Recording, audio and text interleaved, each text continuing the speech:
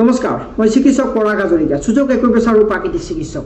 আজি আপোনালোকৰ মাজলৈ এটা প্ৰেক্টিকেল এক্সপিৰিয়েঞ্চ লৈ আহিছোঁ, যিটো আপোনালোকে চাই পেলাই গম পাব যে এটা নতুন চিকিৎসা সুযোগ একুপ্ৰেছাৰৰ যিটো মানে তাৰ ৰিজাল্ট বা আপোনালোকে ফলাফলটো ভাল ধৰণে গম পাব, বুজি পাব, তাৰ ৰহস্যটো কি, কেনেকৈ কাম কৰে, কি কথা। আমি কিছুমান ব্যক্তি লকডাউনৰ সময়ত ঘৰত গৈ ইমাৰ্জেঞ্চি মুহূৰ্তত আমি ছাৰ্ভিচ দিছিলোঁ আৰু তেওঁলোকক আমি ইয়াতে অহাটো বন্ধ কৰিছোঁ, যিহেতু কিছুমান আহিবলৈও শংকিত আছিলে। গতিকে বহুত ধৰণৰ কেছ আছে, লাহে লাহে দি থাকিব পাৰিম, যিহেতু আমাৰ চেনেলটো নতুন। গতিকে আপোনালোকে চাই থাকক, ভিডিঅ'টো স্কিপ নকৰাকৈ শেষলৈকে চাওক। আৰু যিসকলে ছাবস্ক্ৰাইব কৰা নাই আমাৰ চেনেলটো প্লিজ ছাবস্ক্ৰাইব কৰিব।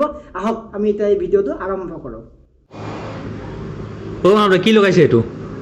এই বিষটো হৈছিল যে তাতে এটা চুম্বকত দেখুৱালে ট্ৰিটমেণ্ট এটা চলি আছিল। চুম্বকেদি কি ট্ৰিটমেণ্ট চলে? এইটো এটা তোৰ প্ৰাকৃতিক চিকিৎসাৰ ভিতৰতে পৰে। তাৰপিছত তোৰ এইটো সেই দেউতাৰ যে মাজতে গেছৰ হৈছিল নহয় প্ৰব্লেম, তেতিয়াও ঠিক হৈছিল। ইয়াতে মানে মোৰ আঁঠুটোত পানী জমা হৈছিল। এতিয়াতো হেৰি পেইন কিলাৰ খায়ো তৎ পোৱা নাই। তাৰপিছত এওঁ খবৰ দিলোঁ, এওঁ আহিল। আচ্ছা, এইটো মোটামুটি 20-25 দিন হ'ল। 10 দিনমান তেওঁ আহি কৰিলে। কি কয়, ইয়াৰে যিটো এই হেৰিটো ফুলাটোতো মোটামুটি কমিলে, বিষটো নাই বুলিও ক'ব পাৰি। আচ্ছা, 10 দিনত। এইটো কি মেডিচিন নাখালেও হৈ যায় নেকি? এইটো মেডিচিন মিনছ ছাপ্লিমেণ্ট। মোৰ এনেতো চুগাৰ প্ৰব্লেম আছে, চুগাৰটো ঔষধ খাই থকা গৈছে। আৰু এটা মাজে মাজে হেৰি যিটো আৰ্থাৰাইটিছৰ যিটো ৰূপ লয় তাৰ কাৰণে আয়ুৰ্বেদিক ঔষধ চলি আছে। তাৰ লগত এইটো লগত মানে আপোনাৰতো আঁঠুত হৈ আছে, তেখেতে লগাই আছে এইটো আঙুলিত। এইটো কেনেকে ধৰণে কি হৈছে বুজি পোৱা নাই। এইটো আপুনি হেৰি হয়, এইটো সুযোগ একুপ্ৰেছাৰ বুলি কয়। আচ্ছা, একুপ্ৰেছাৰৰ এটা ভাগ। আচ্ছা, ইয়াতে আমাৰ কিছুমান মেৰিডিয়ান আছে, মানে বডিৰ যেনেকে লিভাৰ, কিডনী, হাৰ্ট, লাংছৰ চেনেল আছে।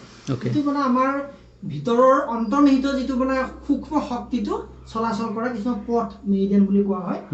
আৰু তাৰ লগতে আমাৰ তত্ত্ব, যেনেকে আমাৰ 5টা আঙুলি, এইফালে অগ্নি, বায়ু, আকাশ, পৃথিৱী, জল। আৰু তাৰ লগতে এই 5টা তত্ত্ব, তাৰ লগতে আৰু আছে যে কাল, দিশা, মন, আত্মা, তম, এনেকুৱা ধৰণৰ। এতিয়া কি হৈছে, যেতিয়া আমাৰ বেমাৰ হয়, এইটো মানে প্ৰাকৃতিক চিকিৎসাৰ মতেদি যেতিয়া আমাৰ তত্ত্বৰ ইম্বেলেঞ্চ হয়, যেতিয়া আপোনাৰ জল তত্ত্ব বা অগ্নি তত্ত্বৰ ইম্বেলেঞ্চ হ'ব, তেতিয়া আমাৰ পানীৰ জমা হোৱাই হওক, পেইন হওক, কিবা লিভাৰ বাঢ়ি যোৱা হওক, চকুৰ সমস্যা, স্কিনৰ সমস্যা, অকণমান সমস্যা, তাৰ কোনো সীমা সংখ্যা নাই, গোটেই বেমাৰ এটা ওপৰত হয়। এতিয়া এখেতৰ হৈছিলে আঁঠুটোত যথেষ্টখিনি ৱাটাৰ ডিপজিট হৈছিলে, মানে ইনফ্লেমেশ্যন হৈ গৈছিলে, এটা osteoarthritis ভাৱ এটা হৈছিলে, খুব পেইন হৈ আছিলে, ভয়ংকৰ পেইন কিলাৰ খাইছিলে ন আপুনি তেতিয়া? কিন্তু পেইন কিলাৰ খাই আছিলে, পেইনটো কমা নাছিলে।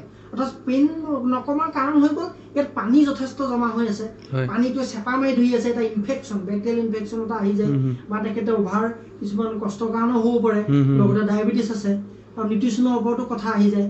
গতিকে এই যি আমাৰ মেৰিডিয়ান আৰু এই তত্ত্বসমূহৰ যিটো বেলেঞ্চ, এনাৰ্জি বেলেঞ্চটো কৰি দিয়া যায়। এতিয়া এখেতৰ হৈছিলে ইয়াতে জল তত্ত্বটো বাঢ়ি গৈছিলে, মানে পানী জমা হৈছিলে, আৰু খুব তাপ, পেইন আছিলে, মানে তাত অগ্নি তত্ত্ব বাঢ়ি আছিলে, আৰু এটেক কৰিছিলে ডাইৰেক্ট আকাশ তত্ত্বত, আমাৰ যিটো আঁঠুৰ মাজৰ লেয়াৰটো কোভাৰ আছে, আকাশ তত্ত্ব গৰ্ব হৈছিলে। গতিকে ইয়াত অলৰেডি বায়ু তত্ত্বৰ লগতো ৰিলেটেড, গোটেইকেইটা এলিমেণ্টছ আহি গ'ল। এতিয়া ইয়াতে কি হৈছে, জল তত্ত্ব, অগ্নি তত্ত্ব বেলেঞ্চ কৰি দিয়া গ'ল। মানে আমাৰ হাত আৰু ভৰিৰ এই পইণ্টসমূহত কি হয়, হাত আৰু ভৰিত আমাৰ এটা বিশ্বব্ৰহ্মাণ্ড, দেহৰ বিশ্বব্ৰহ্মাণ্ড বুলি কোৱা হয়, ৰিম'ট নিচিনা অংগসমূহ আছে। যেনেকে আমাৰ এইবিলাক আমাৰ হাতত ক'ব পাৰোঁ এইটো হেড হয়, আমাৰ হাত ভৰি এনেকুৱা ধৰণে আছে, আৰু বিভিন্ন চিত্ৰত চাব আপোনালোকে হাত লাংচৰ ফটো থাকে। এইটো এটা মেজৰ চিকিৎসা, কমন একুপ্ৰেছাৰ এটা আছে, এইটো কমনলি হয়, সকলোৱে জানে, কিন্তু এইটো এটা ডিপ ষ্টাডি, এইটোৰ ওপৰত ৰিচাৰ্চ চলি আছে। এইটো এনেকুৱা ধৰণৰ, এতিয়া মেগনেট আপুনি চাওক, এইটো যদি দেখাওঁ, এতিয়া ইয়াতে এই যিটো লগোৱা গৈছে কিছুমান সৰু সৰু পইণ্ট, আৰু এনেকুৱা এইটো বায়েল মেগনেট বুলি কোৱা হয়। এইটো পেপাৰ টাইপৰ সহায়ত লগোৱা যায়। এইটো এটা নিৰ্দিষ্ট টাইম থাকে, তাৰপৰা তেখেতক খুলিব দিওঁ, খুলি দিয়ে। এতিয়া এইটো 10টা ছেটিংছ কৰিছোঁ। তেখেতৰ পানীটোতো এতিয়া মোটামুটি মই যিটো হাতেৰে পেলপেবল কৰি বা নৰ্মেলি যিটো পোৱা গৈছে, 85% মান পানী নাই, ওলাই গ'ল। এটা সামান্য আছে, এইটো এনেই গুচি যাব। আৰু পেইনটো এতিয়া কিমান নাই আপোনাৰ? নাই বুলি ক'ব পাৰি, পেইনটো কমপ্লিটলি নাই। ভাবক, মানে পেইন কিলাৰ খাই আছিলে, পেইন কমা নাই, পেইনটো কমি গৈছে। মানে যিটো আমাৰ ব্লক থাকে, সেই সূক্ষ্ম ব্লক বিলাকত এই মেগনেটটোৱে কাম কৰে, সি চাৰ্কুলেশ্যন কৰি দিয়ে, য'ত এনাৰ্জি বাঢ়ি থাকে তাত এনাৰ্জিটো কমাই দিব, য'ত কমি থাকে তাত বঢ়াই দিব, য'ত ব্লক আছে ব্লকটো খুলি দিব।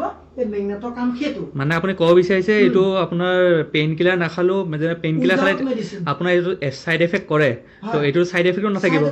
আচ্ছা নেচাৰেল হয়। আচ্ছা, গতিকে এইটোৰ ওপৰত বহুত ৰিচাৰ্চ চলি আছে আৰু এতিয়া যিখিনি এখতৰ মানে ডেভেলপমেণ্ট হৈছে আৰু বিভিন্ন কেছ আমাৰ চেণ্টাৰত আহি থাকে। অকল এইটো বুলি নহয়, বহুত কেছ আছে এনেকুৱা। এতিয়াতো এখেতৰ এতিয়া পানী ফুলা জমা হৈছে, আঁঠুৰ বিষ, কিছুমানে আমাৰ হাতৰ বিষ লৈ আহে, ডিঙিৰ বিষ, স্পাইনটো শ্লিপ ডিজ হৈ আহে। গতিকে বিভিন্ন ধৰণৰ বিষ আৰু আমাৰ পেটৰ সমস্যাসমূহ হওক, লিভাৰৰ সমস্যা আৰু বিশেষকৈ কিডনী বাঢ়ি যায়, সেইবিলাকতো ইয়াৰ ট্ৰিটমেণ্ট হয়। আচ্ছা, এই চুম্বকৰ যোনটো আপুনি ট্ৰিটমেণ্ট কৰে সেইটোৱে, এইটো কি বুলি কয় একচুৱেলি বস্তুটোৰ নামটো কি? এইটো একুপ্ৰেছাৰ এটা ভাগ, মানে একুপ্ৰেছাৰটো এটা ডাঙৰ এখন বিশ্ব আৰু সাবজেক্ট আৰু তাৰ ভিতৰতে এইটো হ'ল সুযোগ। এতিয়া মই যিটো কৈছো সুযোগ একুপ্ৰেছাৰ, এইটো ইয়াত সুযোগ একুপ্ৰেছাৰ মেটেল হৈ গ'ল মেগনেট, মেগনেট থেৰাপি বুলি কোৱা হয়। মেইনলি এইটো সুযোগ একুপ্ৰেছাৰৰ ভিত্তিত চলি আছে। এনেকুৱা ধৰণৰ আৰু ঠিক আছে, তেখেতে এইখিনি আৰাম পাই গৈছে আৰু এতিয়া ভালেই পাই যাব আৰু কমপ্লিট হৈ গৈছে। ঠিক আছে।